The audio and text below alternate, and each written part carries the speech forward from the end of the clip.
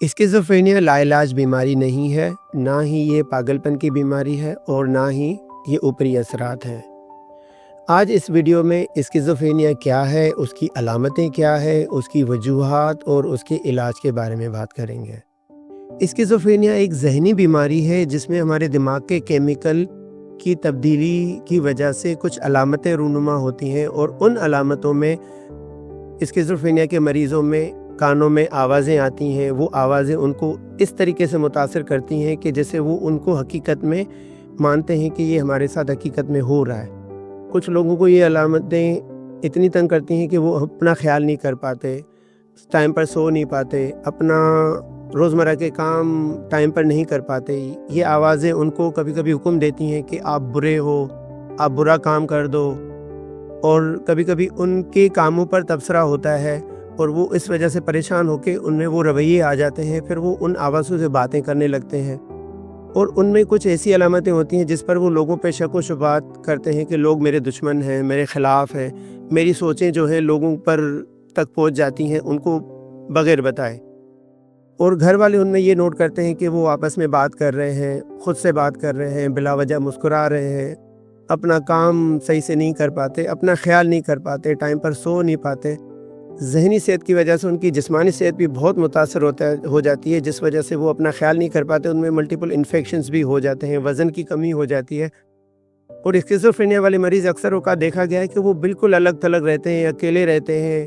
نہ خوشی نہ غمی، کسی بھی جذبات کا ان کے اوپر اثر نہیں پڑتا۔ اگر اسکیزوفرینیا کی بیماری کی تشخیص کی بات کریں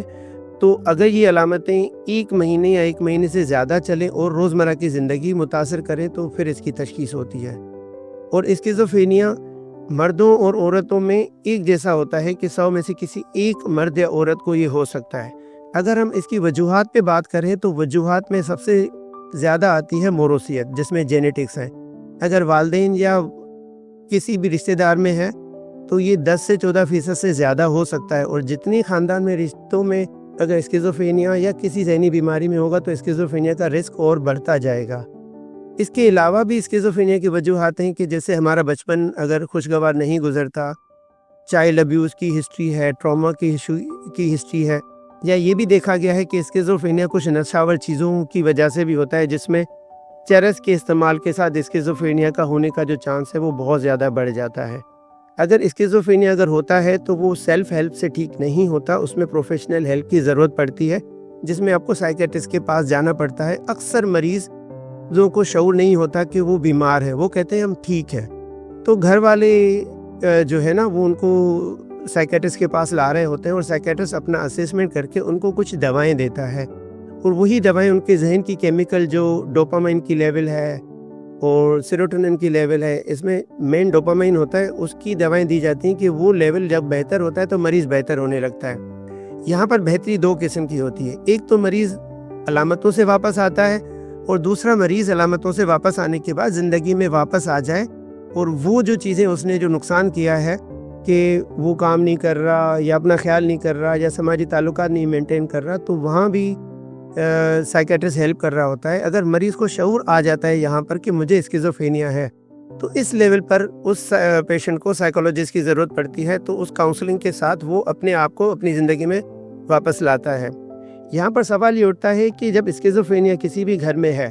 تو اس فیملی ممبرز کی کیا ڈیوٹی ہے کہ اس کا خیال کیسے کریں۔ اکثر اوقات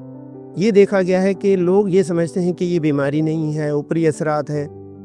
آپ نے دیکھا ہوگا کہ لوگ ان کو گھروں میں باندھ دیتے ہیں، مزاروں پہ جا کے باندھ کے آ جاتے ہیں، یا تشدد کا شکار ہوتے ہیں۔ تو ایسی صورت میں اگر کوئی بھی اسکیزوفرینیا کا شکار ہے یا اسکیزوفرینیا جیسی بیماری ہے یا کسی وجہ سے آ رہی ہے جیسے نشاور چیزیں، تو اس کو پروفیشنل ہیلپ لیں اور اس کی مدد کریں، کیونکہ وہ اپنی مدد نہیں کر پاتے۔ اور یہ شعور آنا ضروری ہے کہ یہ بیماری ہے کیا، اس کا علاج کیا ہے۔ یہ معلومات گھر والوں کو بھی ہیلپ کرتی ہے کہ وہ مریض کو ڈائریکٹلی ہیلپ کرے گا کہ وہ اپنی زندگی میں واپس آ سکے۔ اگر آپ کو یا آپ کے جاننے والے کو اسکیزوفرینیا کی علامتیں ہیں تو آپ مجھ سے رابطے کے لیے صحت یاب کی ٹیم سے رابطہ کر کے اپنی اپائنٹمنٹ بک کر سکتے ہیں۔